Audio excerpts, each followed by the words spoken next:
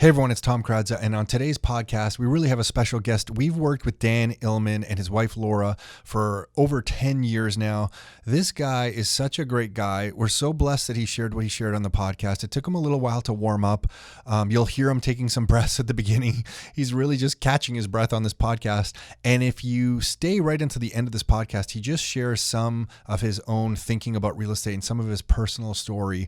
And you can see he really gets comfortable at the end and shares some really, I think, kind of intimate thoughts about himself and his own life. So just a really good guy. Nick's on the podcast as well. We talk about Dan's investing journey, some of the crazy stories that he's gone through, crazy experiences that he's gone through with real estate, why he got involved in real estate. Anyway, you'll hear it all on this podcast. And listen, if you're listening to this and trying to figure out if real estate is right for you, one of the places, or probably the most popular spot where people check out real estate from us is a copy of our books. And the most popular one has always been Income for Life for Canadians. You can buy that book on Amazon, or you can get a free digital copy of that book at rockstarinnercircle.com/books. That's rockstarinnercircle.com/books. And in that book, we share real Canadian experiences and examples of different properties we've worked on with investors over the years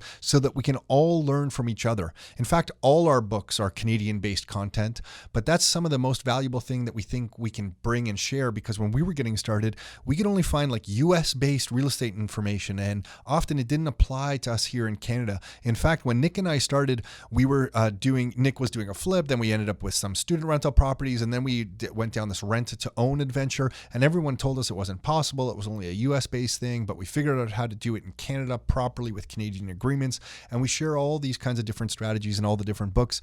But if you want a copy, you can get that at rockstarinnercircle.com/books. And with that, let's get on with the show. Are you ready to live life on your terms? Is it time to take charge? Real estate, business building, the economy, health and nutrition, and more. It's the Your Life, Your Term Show with Tom and Nick Kradza. Are you ready? Let's go. Okay, we are live with Dan Illman. Nick, can you hear me okay? I can hear you. Okay, perfect. Dan, can you hear me? I can hear Oh, everybody. this is Okay. great. Dan, Alex, can you hear us? I can Oh hear my you. gosh, we can all hear each other. This is a perfect podcast. Dan, Dan, the goal with talking to you today is we meet so many people who want to get started in real estate, and they have all these kinds of fears about real estate. You've battled a lot of different things with real estate, so we want to share your positive journey, but also all the things that you've been through and survived through, and how you're still living today. Because real estate, most people, I think, they sell it as like a passive income kind of thing, and it's far from passive income. It's definitely an active business when you're a real estate investor. But I want to start at the beginning. Before you met us, what were you? You were driving a truck. What can you tell us what you were doing? Okay, so I was a truck driver, and I drove a flatbed truck. It had one of those little red forklifts on the back. I deliver shingles to people's houses, so they're getting the roofs done. And the roofers would want their shingles first thing in the morning, so I'd be the guy driving the truck, and I'd show up and take off my forklift and drop off the shingles in their driveway and wave and go away. Did you ever have people screaming at you when you dropped them off in the wrong spot? Because Nick would totally scream at you if you put it in the wrong spot. No, I make friends with all those guys. They're all my friends. I like those guys. No, if you put them on Nick's curb, like on the side of his driveway, he'd be freaking out. Okay, I've dealt with people like that before. Tom's so full of it. Not for that. I don't care. I actually had somebody grab my jacket and give me a shake because of when I showed up. He'd just told his whole crew to go home. And then I drive up, I stop, I throw in the air brakes. And I get out, and he says, I'm saying, where do you want these? And he came up and gave me a good shake. Pull the mic right to your mouth, Dan. So, but aren't you the delivery guy for the shingles, part of the shingle company? No, you're the wholesaler? You were working for a different company? I I was employed by the company that was providing the shingles. The roofers were Order going the to shingles. Yeah, got it. Okay. that company to buy Have them. you done any construction before? Do you know how these things I just work? didn't know if this was a big enough shingle company where he was like they warehoused the shingles. But yeah, that wouldn't make sense. All the different colors and styles We and all had that a kind of stuff. massive warehouse. You mean a big enough roofing company? where they Sorry, a warehouse big the enough shingles? roofing company. Yeah, Thank so you. No, there was nobody on staff that swung a hammer and did the installation. Yeah, got it. Okay. Damn. So everybody wanted their shingles early, and they didn't want them the day or two before because we were talking about theft. Yeah, they disappear overnight. It's a common thing. Wow, I can't even imagine pulling up and just stealing shingles off someone's driveway. I often guess, wonder I if don't know. that's true. I just think they say that. So No, but I didn't know. I know from construction sites in the past, you would show up sometimes and Yeah. supplies were gone and stuff. Yeah, right? actually, I remember when I moved into Oakville, the street behind us. What are those things in a roof that it's kind of like a triangle, like a truss? Is it called a truss or whatever that goes up Okay. and builds the roof of a house? Some guy with a trailer pulls up to the street behind us and starts stealing all these pre-built trusses. wow. or Oh, because they triangle- were prefabbed. They were prefab, but just throws them on a trailer. They don't fit on the trailer. Like they're sticking out either side. Like this is the big. So I guess trusses. just the wood that he I wanted? guess he just wanted the wood. He starts driving away. One of the security guards or like the assistant super of the site catches him doing this after hours. He takes off, gets his the guy's plate. They end up catching the guy, right? They track his plate. They track him. Like, what was like? Was the smartest idea you had? Pull up like at 7 p.m. when it's still daylight in the summer and load up these trusses and like drive away with someone chasing you. Like you couldn't have gotten more creative than that. But yeah, so I believe it does happen, but who knows how often it happens. So how did you get into, so you're doing this, when did you get interested in real estate? pardon the silence while I'm trying to fix my thoughts. Maybe we can edit that part out.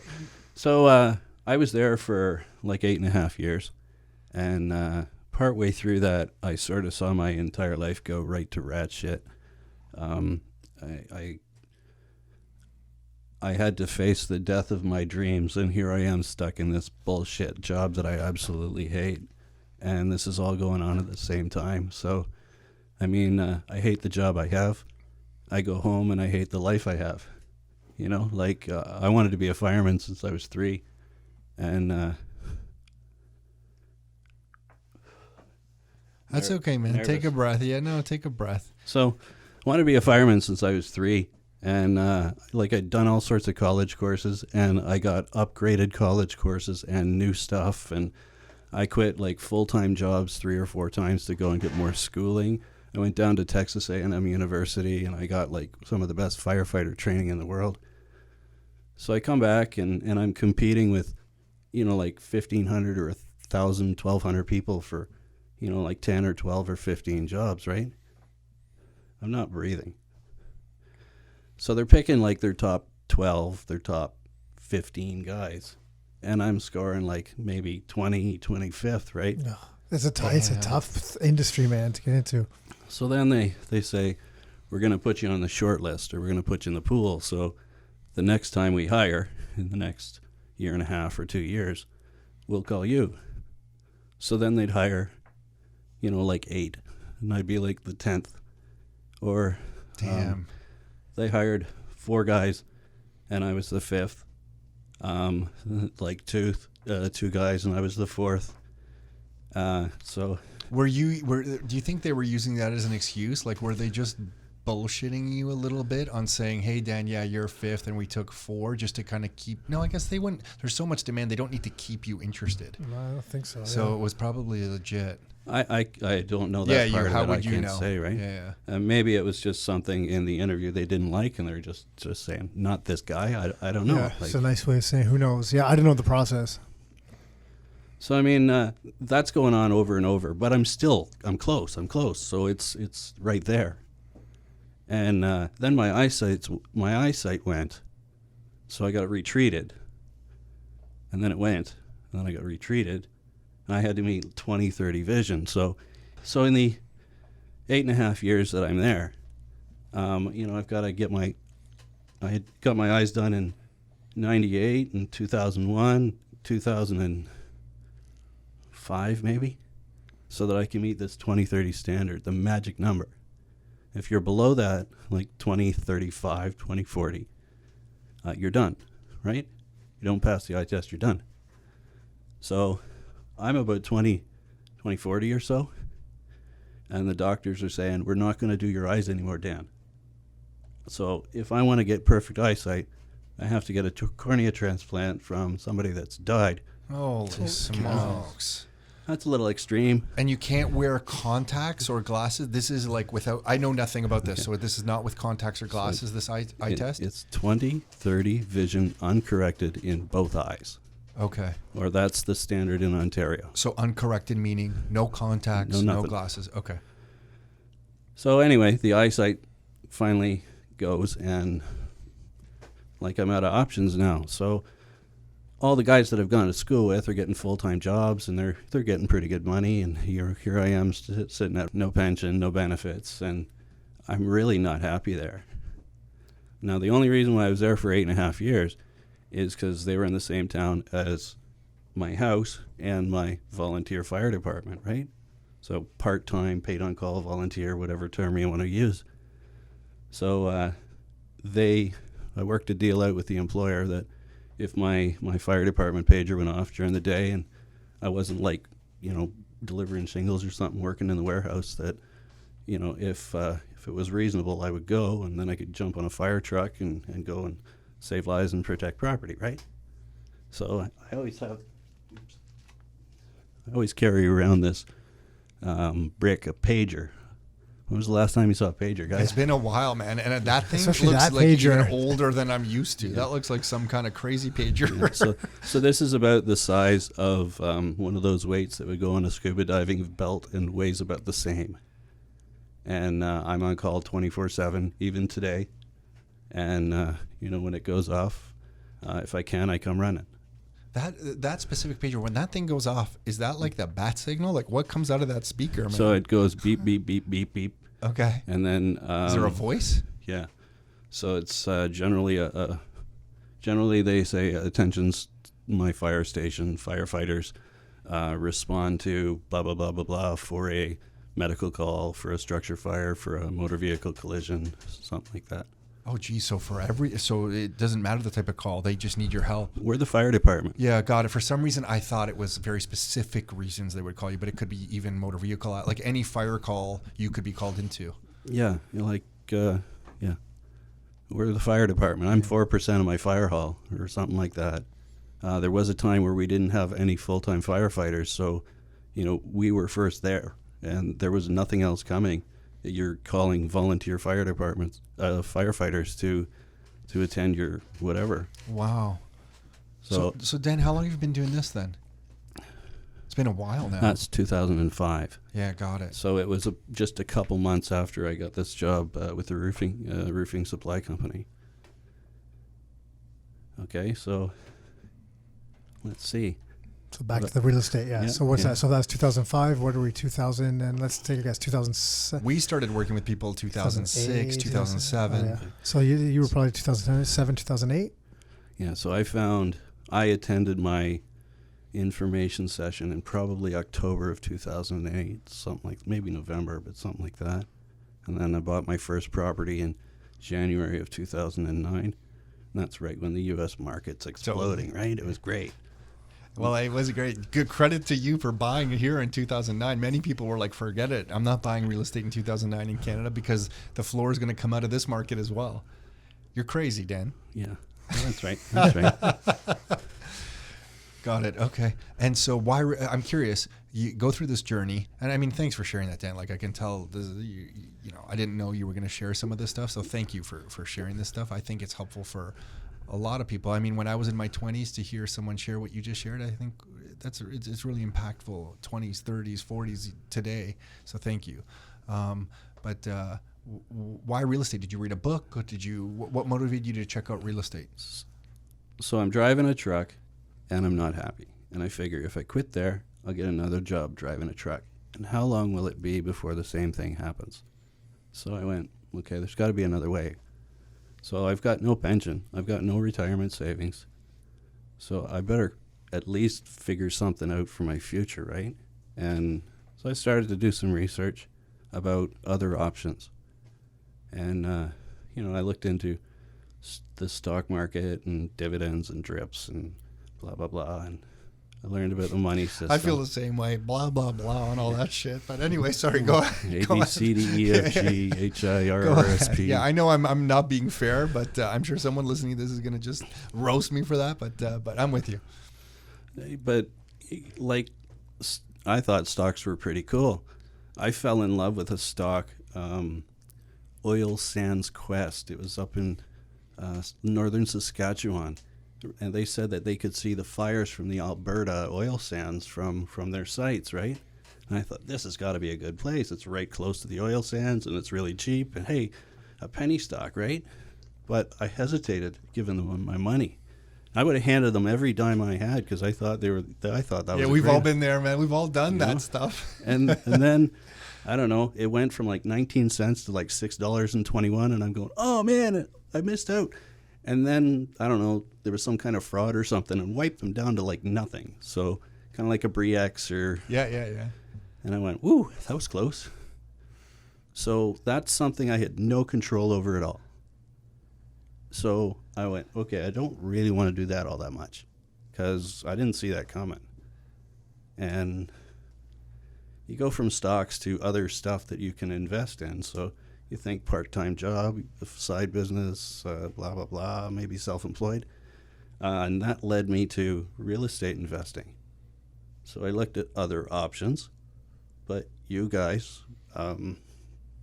you're the right fit for me. How did you? Because where were you living? What city were you living in when you found us?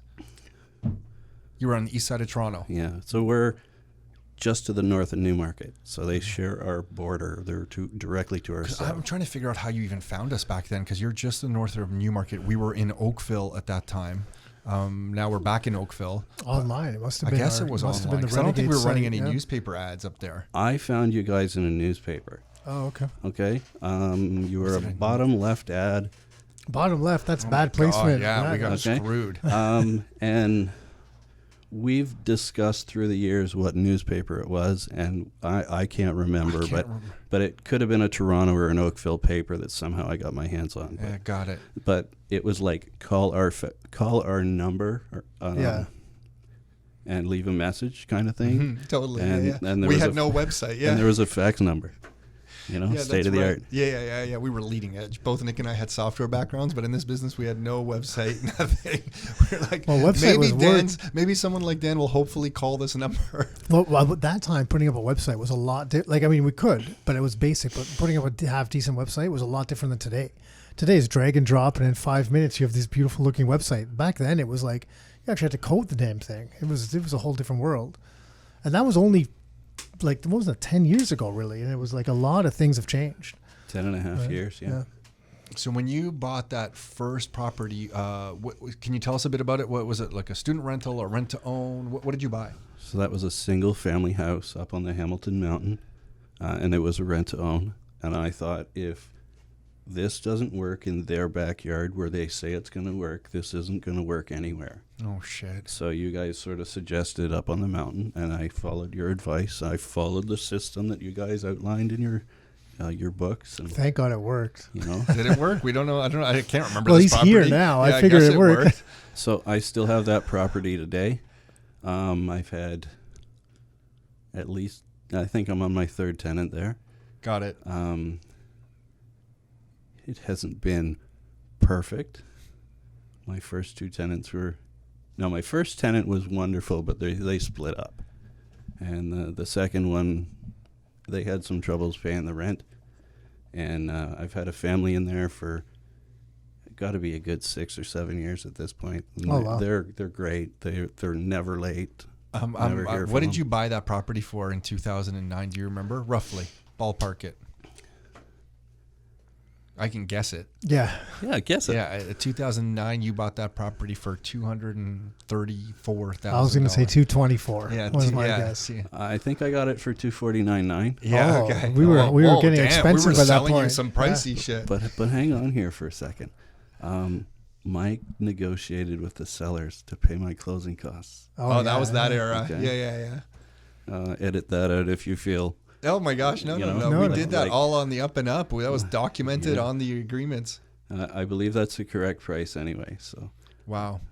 Yeah. So 249 closing costs. And yeah, we're not able to get the banks to approve any of those deals anymore. They won't allow that. That was the time where some people we were working with were buying properties at like 0% down, because CMHC had some 0% down programs with closing costs in. So we know of some investors who bought 0% down with closing costs in. They literally bought investment properties with nothing down. You know, that's not even really possible anymore. That was just that little sliver of time. And remember with those mortgages and closing costs we were getting for years though. We got that for you're for a right, number because of we years, had to right? argue with different realtors about that, how it was like legitimate, because we were putting it on the agreement of purchase and sale that we were asking for this. This wasn't something that we were doing on the side or anything. This was all documented, and people would just scream at us. Oh for yeah, even we got asking. chastised. Like, for yeah, it. like how dare you ask for that? And we were just like, hey, look, we're just asking for it. You can Some of them say were, no. yeah, and some of them were the best. They're like, you can't do this. This is fraud. You have to do this on a side agreement. And I'm like, hold on, what? you know, like when we're putting it on the agreement, it's not fraud. If you have a side agreement, that's fraud, right? I'll like never forget that, because we had multiple people tell Yeah. us that, like, listen, you can't put this on the agreement of purchase and sale. You're gonna have to negotiate this on the side. And I'm like, no, what you're talking about is fraud. That's And what we we're shouldn't be doing. It is doing. legitimate. we had to get a letter from our lawyer at the time stating like that. Here's the clause that we use. In my opinion, you know, it's a perfectly legal clause in Ontario, and we would fax it to the agent saying, hey, like, look, we have a letter, you know, for our lawyer saying this is legal and stuff. You know, do you want to see a copy of it? And a large number of them said, yeah, we want that. Or their office wanted it. You know, we had people report us to the Real Estate Council of Ontario wow. saying that it was fraudulent. We're like, guys, this isn't fraudulent. This is just, and then they would be like, wait, I've been in this business for this long and I've never seen it this way. I'm like, it doesn't mean it can't be done, you know? So in the commercial world, just, you know, on the investment side, it's because it was investment properties, but on the commercial side, in the investment space,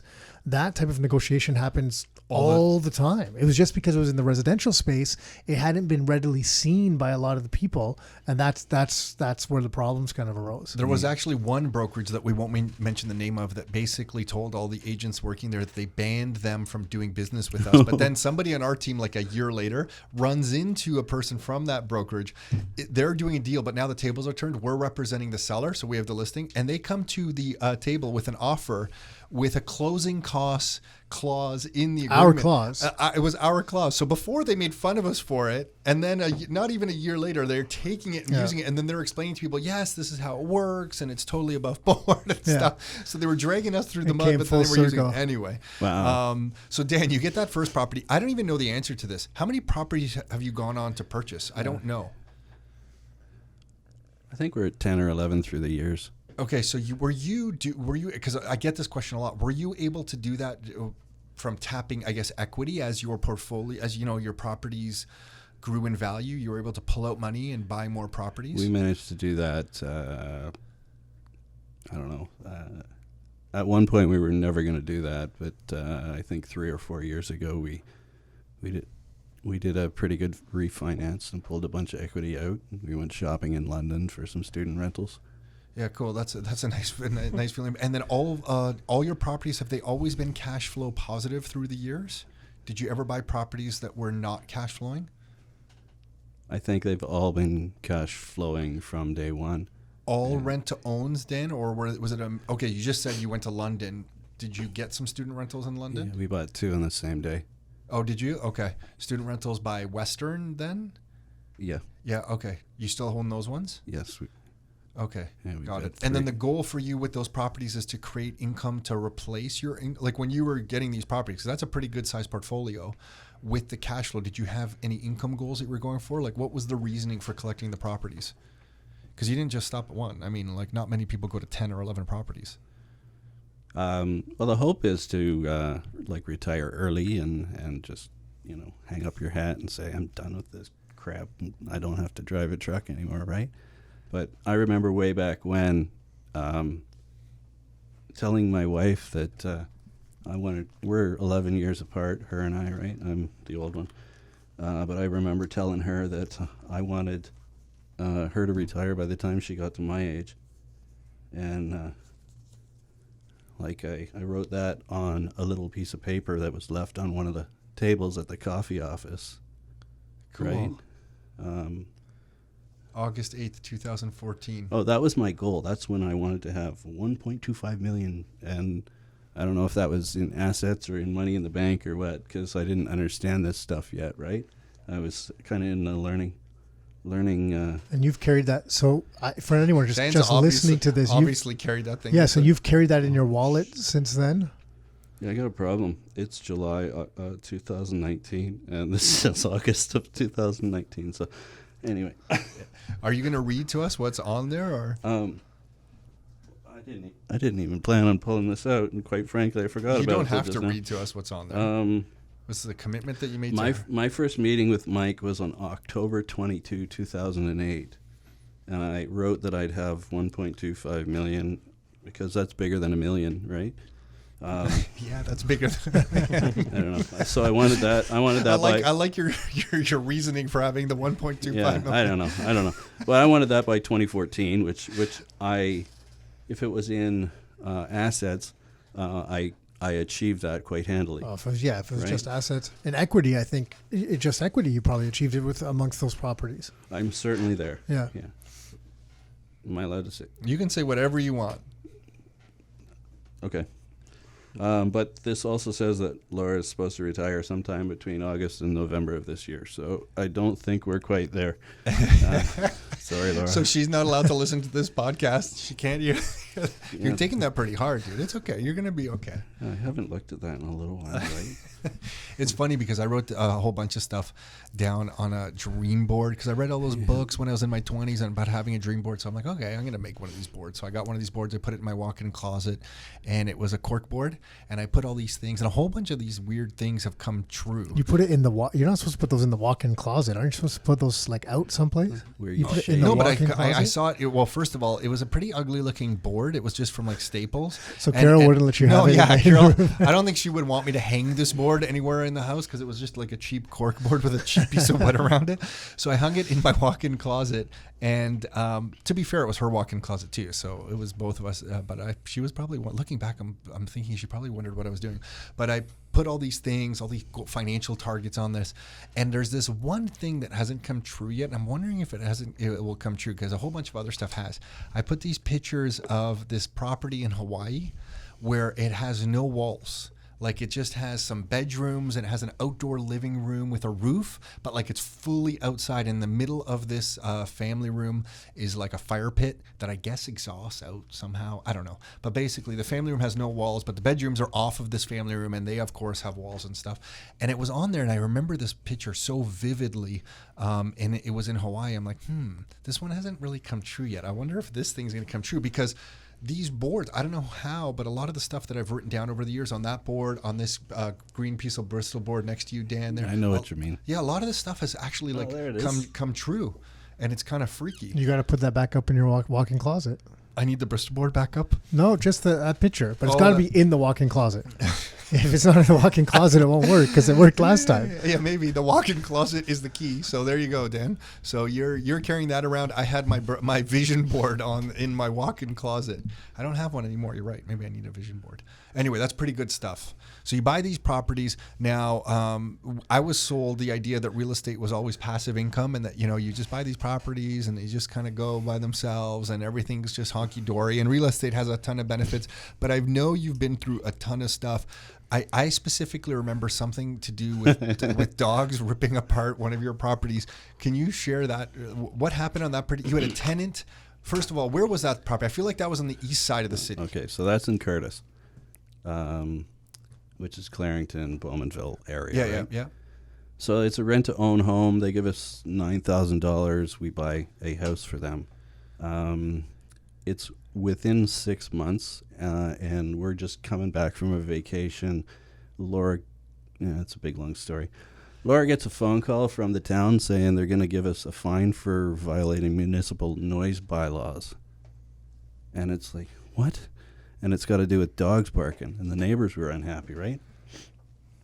So we know that they have a dog or two or something, and then they send us a letter saying we're moving out. And there was 2 months there. We're moving out as of this date. So that 2 months is kind of a really unclear part, even for us. But when we went to the house to check on things and talk to them in person and stuff like that, some people had moved out. maybe somebody moved in. We're not clear if it was the same person or something. Like a really bizarre story here. But there were 9 dogs and there were 5 cats. And of these 9 dogs, was it 4 or 5 of them were big dogs, right? So they were in the backyard barking their heads off all day long. Oh, so these people just abandoned the dogs? Well, this is during the period where they're living there, I guess. But that magic 2 months is like January and February. And we're really confused about what's going on during that period, right? We're going to the house. It looks like they live there, but they're never there. So during that period, they said, we're moving out, right? And the house is destroyed inside with these dogs. It was $15,000 to do repairs and stuff like that, right? And the people that we needed to talk to were never there. But there was like a grandfather with Alzheimer's and like a minor. So it's like you're not answering the phone, and when we go there in person, you're not there. So we're sort of out of ideas. And meanwhile, they've relocated to the city apparently. And so the bylaw officer, when you get this notice, it comes to you as the owner of the property. This particular, because sometimes those notices will go to the tenant, sometimes they'll come to the owner, but you guys get wind that this is coming to you, this noise violation. And I think that the bylaw people knew that we were the landlords and they were the tenants. And I think that was we understand the situation and we're giving you a heads up in case you don't know. But we never got a fine or anything like that. And that's when our we hit them with everything legal that we could to expedite them out of that house. But at the same time, they're actively trying to move out. Got it. So does the 2 months pass and they do ultimately leave? Like, they're gone. Okay. You have vacant possession at this time? Like you enter the house, like you have a key to the house, so you're entering the house at this time? So we've been in and out, and it kind of looks lived in and kind of doesn't. And we're really confused. I guess they've been in and out, which is leaving you really confused about the status of this house, right? And like things change from one visit to the next, but there's nobody home. It just, the dogs weren't there at that point, but they'd already done their damage. But are they still living there? And I don't know what my legal, I don't remember what my legal obligation was to that. Yeah. So when you take possession of this house, are there dogs left in the house? No, they'd moved. Okay, so everything's gone, but the damage is done to the house. Oh, there's horrible amounts of garbage and shit left behind. A lot of like, they were like using the basement for a bathroom and peeing down the vents and all sorts of stuff. Like the animals were, or the humans were? Well, I'm pretty sure it was the animals. Oh, okay. We 50-50 chance. I was like, whoa. we Here's a record. golden shower coming down the vent. Okay, we recorded a video of going through that house, and Laura, I remember her commenting about the smell when she walked in. Especially cats, the cat urine smell, man. Okay, and then she's going through stuff in the kitchen sink, and she goes, and a human diaper, and like, oh my God. Okay. And you know what? I never thought, just while we're on this topic, if anyone has an investment property where you have a smell, we had Nick one property where we had that like dog smell in the house. We actually got ServPro, I think, to go in there, and they kind of, it wasn't like a smoke. They have multiple different stages depending on how bad it is. Yeah, and they had this one thing that it wasn't quite like a smoke bomb of the house, but it was some other technology or some other thing they did to the house. Totally eradicated the problem. Nice. You couldn't go in, I think, for 24 hours, and it totally, I cannot believe, because we had tried everything. People were telling us to put charcoal in the house and, vent out the house. I think for a little while we were using Febreze, because we're like, I don't know, maybe Febreze can work. That's a lot of Febreze. Yeah, but if you're listening, there are totally ways to get rid of that kind of smell for sure. So you guys then took some action, I assume. Okay, so they're out. The house is a mess. We hire a contractor. He cleans it up. We put it back on the market. I'm not really sure on how long that took. It could have been a month. It could have been 2. It could have been 3. But we got a new family in there. He was a GM worker. They stayed 8.5. No, is it that long? Maybe 8.5 years, 9.5 years, something like that. They just moved out in January, and they weren't perfect tenants, but they were great. Wow. So we upped the rent, so our cash flow got better. We actually chased down the former tenants in court and took them to small claims court and won, and we got a portion of our money back. Got it. Okay. And When all is said and done, at the 6-month mark, we broke even. Okay, even with the damage and the repairs and all that. What do you mean 6 months after the new tenant moved in? So, Like what's 6 month mark? Okay, when you include the rent-to-own deposit Oh, I got and the construction costs and the cash flow and stuff like that, when you mix it all up and average it out, 6 months we break even, and then we took them to court and tried to get our money back, and I guess the judges are a lot more lenient than I think they should be when it comes to stuff like that, and we got perhaps a fifth of what I think we were legally entitled to. Should I say that part? Oh yeah, no, yeah, absolutely.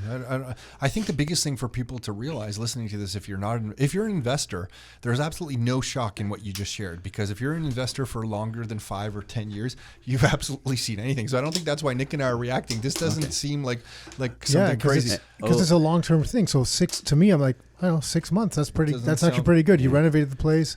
You long term, you're able to increase the rent. You had another tenant in there for 8 years. Like the overall ROI, yeah. So it's always it's the tough thing is always just the good parts or the bad parts, right? Because we have some people that have done rent own and have got these huge deposits, and they'll share those stories. And whenever you look at things just in isolation of these moment in times, it's very easy to make it look very good or not so good or either way. But whenever you just extrapolate over the long term, that's, I guess for us at least, I'm always more interested in that. You know what I mean? Which I know with Dan. Listen, if there's no misery in what you're doing, you probably aren't going to be financially rewarded. I'm just going to break it down like that. That's a good way of looking at it. You really need to suffer. I've never met anyone.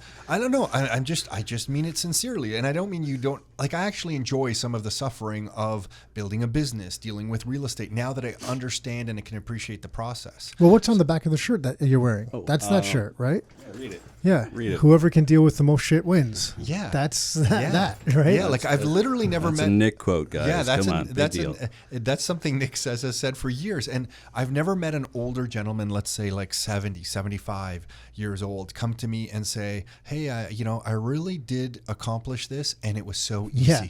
I did nothing and it just worked out amazing. I just never met that person. So like all my dreams when I was in my 20s of starting an online business, because I did start a few online websites, and I thought, this is great. I'm just going to sell some product online and I'll just be at a beach somewhere with my wife. And you're going to go? Okay. Yeah, sorry guys, I got to run. And I thought this was going to be really, really easy. Family commitments. I got it. Hey, I get it. And it was going to be something simple, and I was just going to live on the beach and run my business and kind of be done with it. But now I've come to appreciate that the suffering and the misery and the dealing with the shit, it's whoever deals with that stuff and goes through that process reaps the rewards. And it's something I try to share with my kids as well. I'm like, look, there's no easy button. There's no easy button. There's no easy button at the gym, at building a business, at dealing with real estate. There is none. Stop looking. Just choose what you want your life to stand for and then focus on that. So part of building Rockstar, Dan, look at all the stuff you've been through. Not easy. On our side, building this business has not been easy. But because we feel like we want to stand for, this is something that we want to stand for. We want to help people live life on their terms. Even though cleaning out dog shit or baby diapers from the kitchen sink is not living life on your terms, it's part of putting in the assets that may be able to help you. And that's what we want our lives to stand for. So we're willing to deal with the misery and the shit to get there. I feel like I'm ranting now, so I'll stop. Hey, I had no idea what I was getting into, guys, and it went great for most of it. But the times where it hasn't been great, it's horrible. It's a bit of a challenge. Yeah. Horrible might be a bit. Yeah. Yeah, and I find that it's horrible in real estate because sometimes it's not. There's no advanced warning. It's not like you can get something to say, hey, Dan, it's January 1st, 2020. Just as a heads up, and this year in June in 2020, you're going to have an unexpected vacancy. That vacancy will have some repairs that are going to likely cost you between $10,000 and $15,000 and involve a contractor, and it might be somewhat upsetting. If you got that notice on January 1st with your real estate portfolio, I could see it actually being somewhat manageable because you're like, okay, in that time, I'll be prepared for that. But no, that's not what happens. What usually happens is right on the day you're about to go on vacation, or the day something, or whenever you're most, you're back. Whenever you're Boom. most busy, you get this like crazy curveball situation that you have to deal with, and that's what makes real estate a little bit tricky to deal with sometimes, and it's what most people don't want to deal with. But I swear, I've never met anyone who's owned property for 10 years or longer who's really regretted any of it. Some of it has not been joyful, but they haven't really regretted it. Totally, it's absolutely worth it. And at some point, your friends are going to tell you how lucky you are, or something along that line.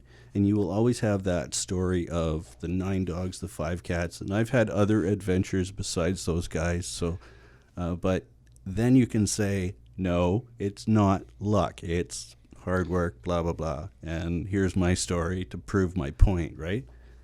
And, but long term, it's been worth it. Absolutely worth it. I think this, it was recently, maybe the last year or 2 years, I feel like you went on a pretty good trip.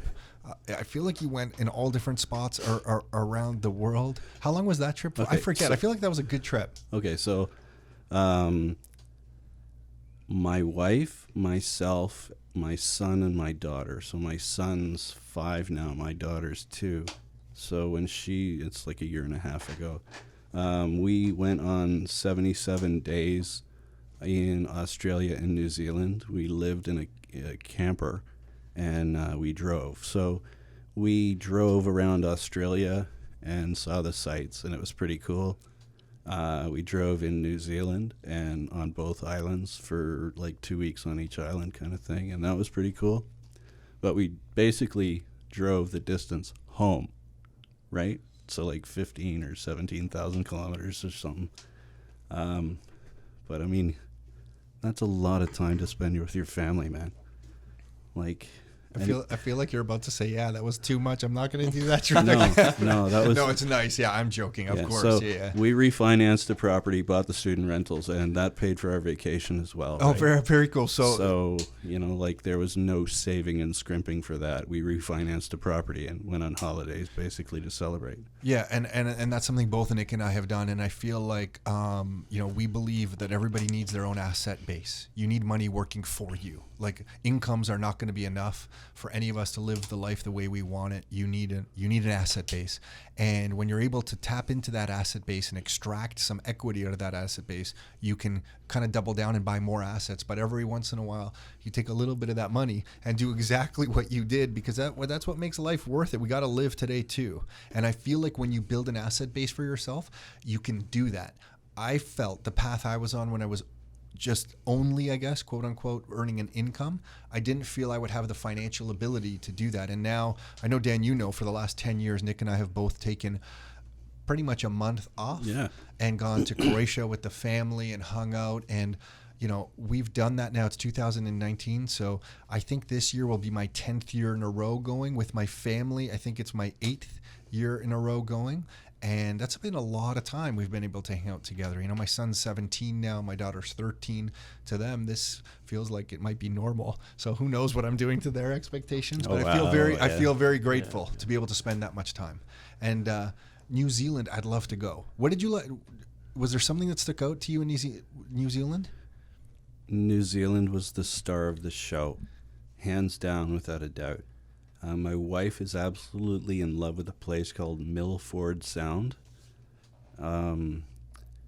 Basically, we were on like really large tourist boats that will hold hundreds and hundreds and hundreds of people, and you're driving on fresh water until it meets the ocean, right? So there's a definite line between one and the other.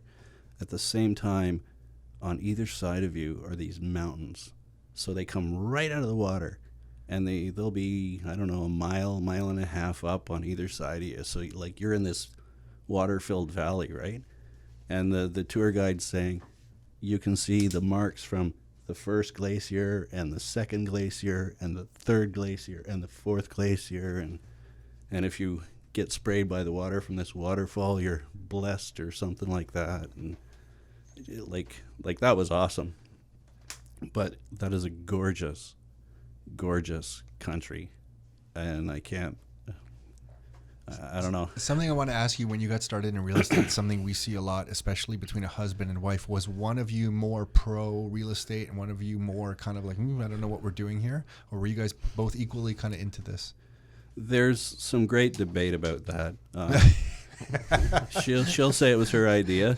I'll say it was mine. But ultimately, I found you guys, so I get credit for that, right? Dan, and you know what? It's totally a two-way street, man. Look at all the stuff you guys have dealt with and put up with and handled with real estate. Like, we know how much stuff people who are in real estate deal with. I mean, Alex is sitting here, and I feel like his father, I feel like your dad, Greg, I forget one property, I think had a big flood or a pipe burst. Oh, yeah, the basement.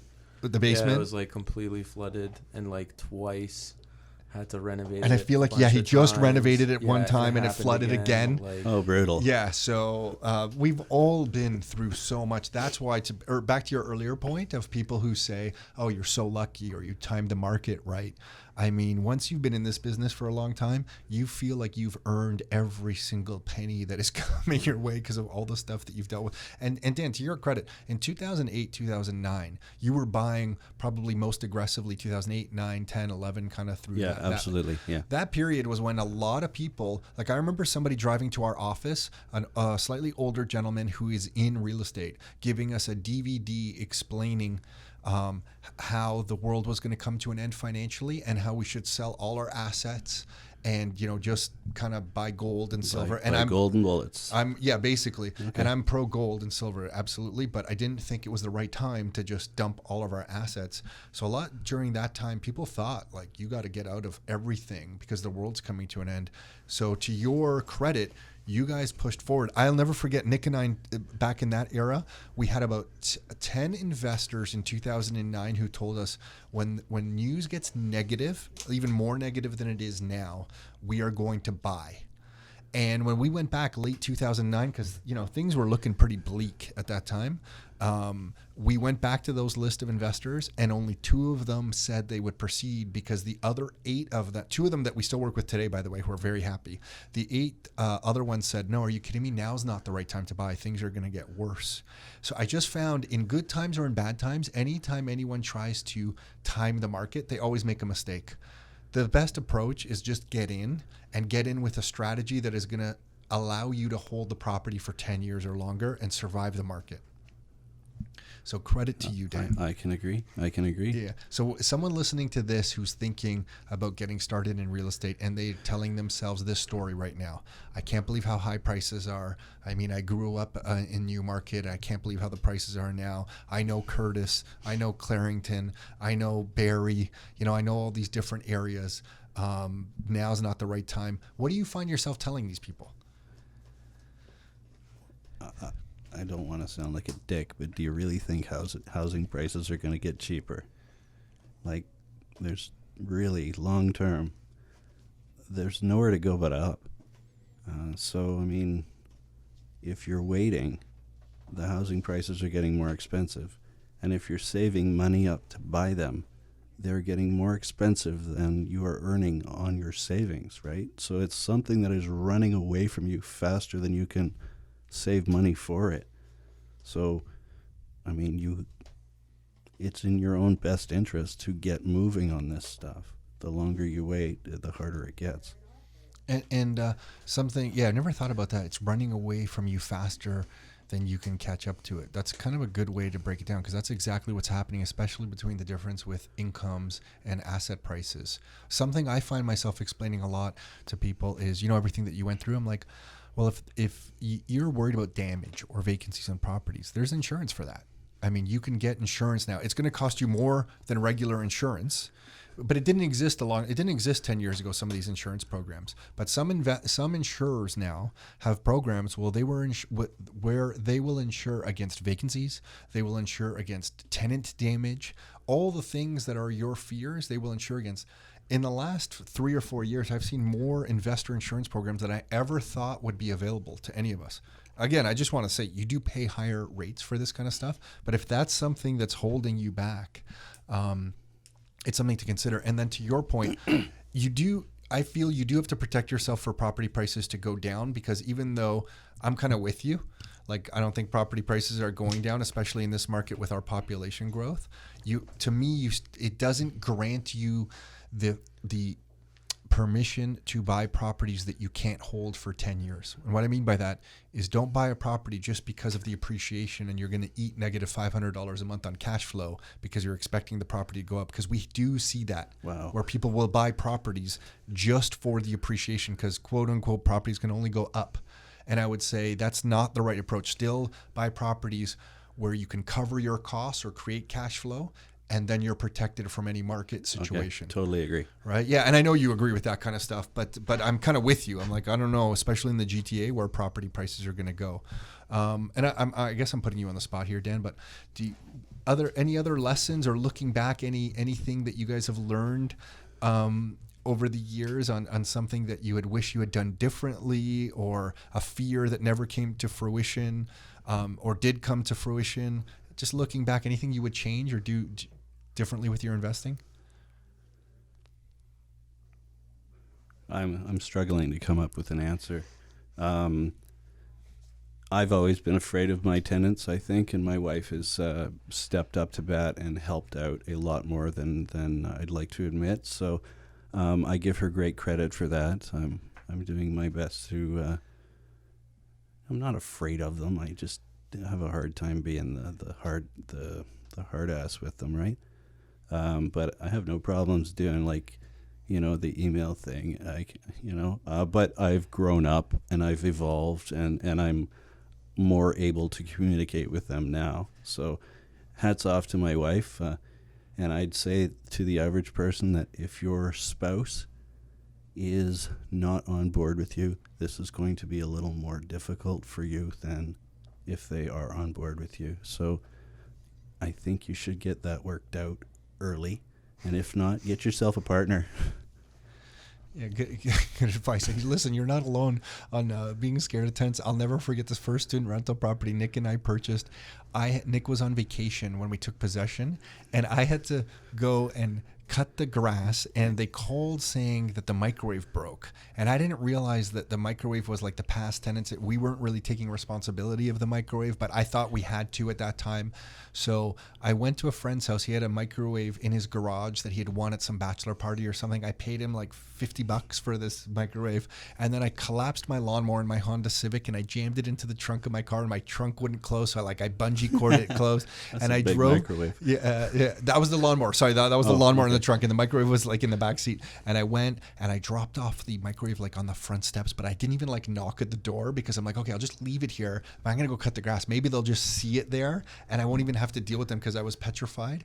And I remember cutting the grass, and one of the tenants was looking at me through the window of the kitchen in the backyard as I was cutting the grass, and I kind of saw them looking at me, and I felt it was like a horror movie because I was scared of them, but then the curtains kind of closed, and I'm like, are they scared of me too? And I was just like so petrified. And then I went in the house because a couple locks had to be changed, and I changed the locks while they were staring at me, and you know how nervous you get when I know what you mean. you're staring. So Somebody's it looking drops. at you. yeah, they were just like looking over me as I changed the locks because some of the students' doors, I don't know, with the keys wouldn't fit or something. So I went in there, I changed a couple locks, I cut the grass, like I gave them their microwave, and I remember leaving. I must have been I must have been just pure sweat out of just fear and intimidation. I didn't even have to ask for rent. I didn't have to do anything like that would, maybe be a little bit scary. And I was just completely petrified of the whole experience, man. So Dan, you're not alone.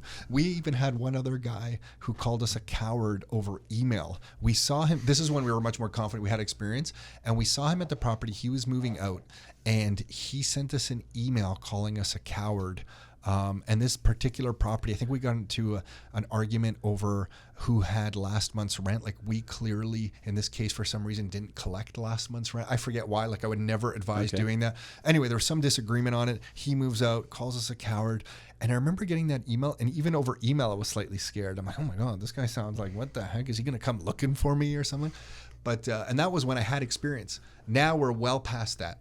We have full confidence in everything that we're doing, and tenants don't really intimidate us in any capacity. So if you ever need help with anything at all, I feel like at Rockstar we should have like this SWAT team where there's like, you know how you're on call with the volunteer, the fire department right now? I feel like we should have a SWAT team of Rockstar members who are just on call to deal with any kinds of situations. So based on the situation, you can call in the right people to deal with it. Neat. Can you imagine? That's like an in-house advisory team or something like totally. But anyway, Dan, anything else you wanted to share before we wrap this up?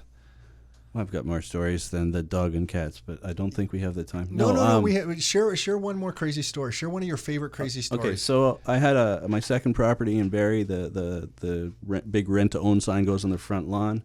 The neighbors next door, I guess they didn't want a renter or a rent-to-owner. So every single time I went to that property, the rent-to-own sign was knocked down. Oh, and I thought you were going to say stolen. And there was bicycle tracks over it, like, often. And every single time that I went there to show off the property, they were like revving up engines in the front lawn or mowing the backyard or something like that, like to make lots of noise. And the teenagers were sitting on the hood of somebody's car in the driveway. I had a mom and a daughter. The daughter's 13, 15, something like that. They said the most horrible thing about her, and it's like, what do I do here? What's the right thing to do? My mom certainly gave him a dressing down, right? Like, you don't say that to anybody in public, right? But that's just the kind of mindset that these people had, right? So we moved in this monstrous, big,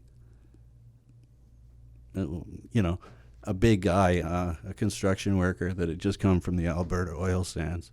They would not have screwed with him at all. They'd have been scared of him. It was awesome, and he was a great. That's Dan's revenge on the property. You're gonna mess with. I can't believe they were on the other side of the property. On their property, revving their engines. Like, what is that? Some kind of weird intimidation technique? Like, they wanted to make it as unpleasant as possible for me to fill that property, right? So at the same time, I've got a vacancy in Hamilton. So I'm in Barrie one day. I'm in Hamilton the next. I'm in Barrie. I'm in Hamilton. I'm in Barrie. I'm in Hamilton.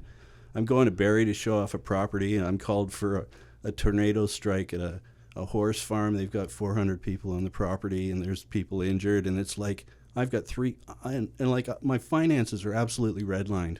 You know, I've got my mortgage, I've got a second mortgage, I've got Hamilton, I've got Barrie, and it's like, oh my God, how am I going to pay for this? The advertising is just insane. You know how expensive it is to put ads in the paper. So, you know, and I'm doing it in two cities. And no one is going to remember how expensive it was, but if you don't know how expensive it was to advertise, the papers were pricey. Holy crow. So I've got 3 families coming. I'm desperate, and I'm getting called for this, tornado hit this horse farm with 400 people on site, and there's injuries, and it's like, what is the right thing to do there? That is such a horrible moral dilemma for me. And I wound up turning my car around on the road on the way to Barrie four times. It was just bad, I wound up having to go to Barrie and show my property. I didn't want to lose my house, right? Yeah, absolutely. So that's... Dude, sometimes before you can save the world, you need to save yourself. Yeah, so it was 52 days where I had both properties empty. And that is because I think I'm not the best landlord when it comes to showing off my places, and I think I like I said, I'm scared of people, right? I'm not a sales guy. You're doing a great job, man. You're doing a great job. For you sharing all this today, you're doing an awesome job. And I'm sober. That's the best part. That's pretty rare. I don't think when we first met 10 years ago, you would have sat down and shared stuff like this. But what you're sharing, I think, is really important for everyone, all of us to hear, because we've all been through those moments where you're stretching your finances to the limit. And I think when you're trying to build your asset base, we all kind of go to that dark place. And I think looking back now, I feel lucky that I scraped through a few times. And that's probably something I would just advise anyone, that always make sure you have access to some liquid cash somewhere, and anticipate, we always say be short-term paranoid with real estate, but long-term optimistic, yeah. because you never know what's going to happen. Maybe you are going to have some vacancies that go longer. Nick and I once filled 7 or 9 properties, I'm forgetting now, in a row on the very first showing. And we were getting so confident. We're like, oh my gosh, I guess we're the best. Like, I guess now we are like what you would call awesome real estate investors. We hit this next property, took us 5 months to find a tenant. And that property was perfect. We cut the grass, we maintained it, just through circumstances like someone was ready to sign up, but then they had a family situation change, so they bailed on us. Then we had to re-advertise the property. So just through different circumstances, 5 months to fill it. So I find real estate is a very humbling thing. The moment that you figure that you've got it all figured out, you get cocky and you get knocked down just as fast. It's great. It's totally great. But you survived that period. So your finances were pushed to the limit. But then what? You got tenants in both properties? Yes, we did. Yeah, got I'm it. Very happy with that. Got it. Yeah. 30 months later, the big oil worker bought the place out. We made a very healthy profit off of that. So that was a really, really fast rent to own. Yeah, cool. Yeah, it's funny how some work out like that, right? And it's also funny, I feel, how your context changes in real estate. Nick and I had a rent-to-own property buyout last week. And some money was deposited into one of our bank accounts and stuff. And I guess like 10 years ago or 15 years ago, we would have probably been like jumping up and down in celebration. And now like the context changes so much. It's like, so how much is the tax hit going to be? Like, how are we, did you tell the accountant about that's happening? Like it just turns into like almost an everyday thing. And sometimes I think we need to pause and kind of reflect and say, holy smokes, that's kind of a lump of cash that would have taken us who knows how long to make when we were in our 20s, and now that's just hitting our bank account, and it doesn't even really phase us. And I don't mean to be arrogant in any way. I just mean sometimes your context changes, right? I get it. So, I get it. Dan, just watching you and Laura from the outside, we're totally impressed with you guys, man. You guys have stuck through everything, and you deserve everything coming your way. But you shared that cool story there. Anything else on your mind that you wanted to get off your chest before we wrap?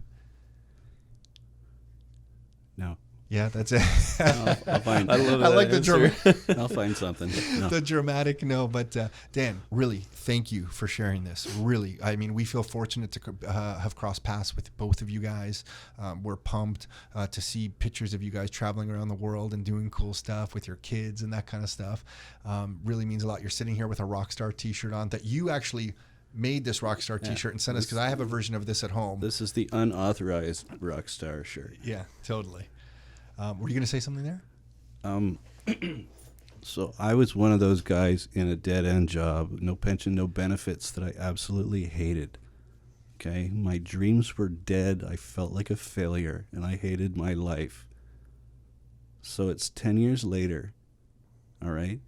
I've got new dreams. I don't feel like a failure anymore. And I think my retirement's looking pretty good, So this is sort of, I don't know. I don't want to say the word redeemed. I don't have the right word, but you understand where I'm coming from here. Like this is a life-changing thing for me, and I'm really grateful that I've gotten involved in this real estate investing with Rockstar.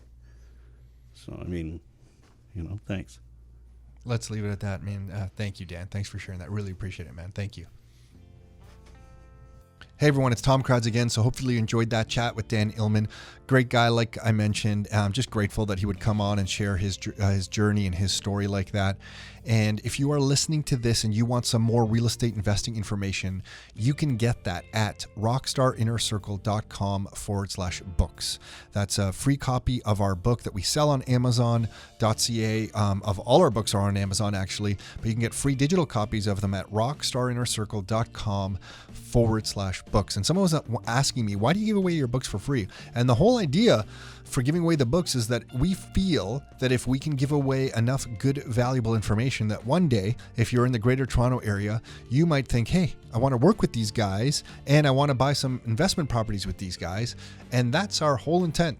to give good information, hopefully be helpful. Maybe one day you'll think of coming out and meeting us and we'll work together. That's the whole idea. So if you want a copy of one of our books, you can buy it on Amazon, or you can get a free digital copy at rockstarinnercircle.com/books. That's it for now. Until next time, your life, your terms.